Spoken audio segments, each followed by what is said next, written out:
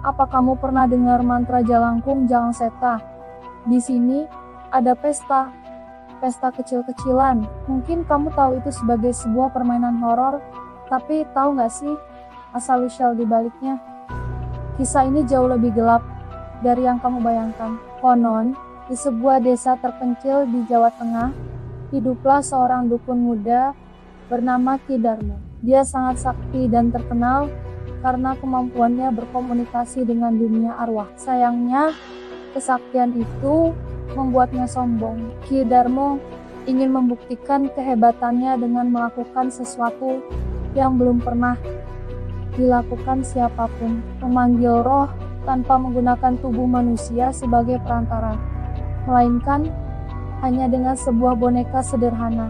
Pada suatu malam yang gelap dan sunyi, ditemani cahaya bulan yang redup, Ki Darmo mulai merakit bonekanya. Batok kelapa dijadikan kepala, sebatang bambu tua menjadi kerangka tubuhnya. Lalu ia membungkusnya dengan kain bekas milik orang yang sudah meninggal. Setelah selesai, boneka itu digantung di depan rumahnya, bergoyang-goyang ditiup angin malam. Dengan penuh keyakinan, Ki Darmo duduk bersila dan mulai membacakan mantra keramat yang sudah lama ia simpan. Suaranya menggema di keheningan malam.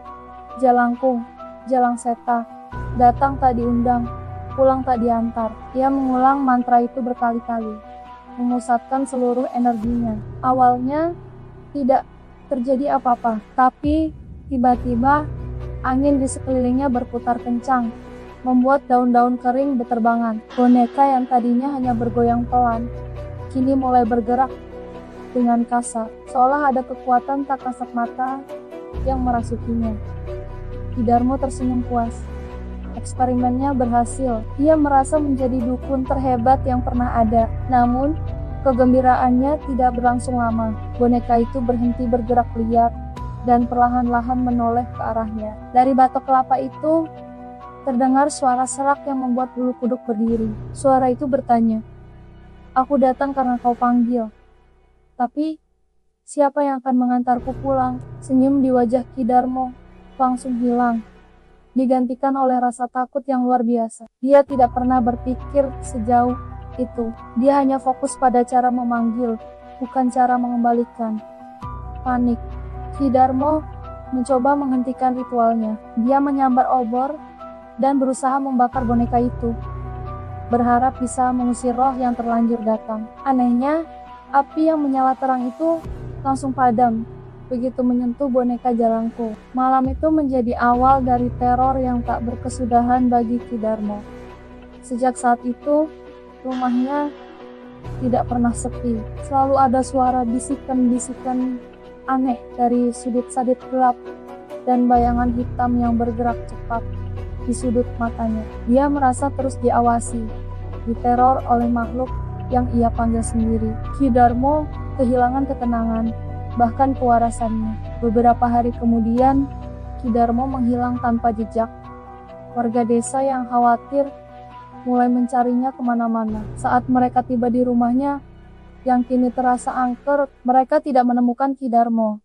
Yang mereka temukan hanyalah boneka Jalangkung yang duduk tenang di teras rumah. Di tangannya tergenggam sebatang pensil, dan di lantai kayu di depannya ada sebuah tulisan tangan yang berantakan dan mengerikan. Tulisan itu berbunyi, "Aku sudah menjemputnya."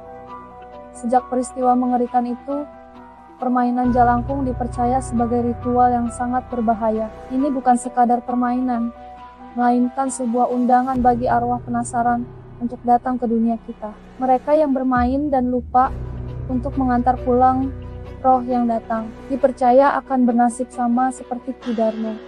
Entah nyawanya akan dijemput, atau lebih buruk lagi, tubuhnya akan diambil alih selamanya oleh roh yang tak diundang itu. Jadi, setelah mendengar kisah ini, apakah kamu masih berani memainkan Jalangkung? Ingat, ada beberapa pintu yang sebaiknya tidak pernah kita buka. Terima kasih sudah menonton sampai akhir. Kalau kamu suka dengan cerita seperti ini, jangan lupa untuk like, komen, dan subscribe channel ini ya. Sampai jumpa di video berikutnya.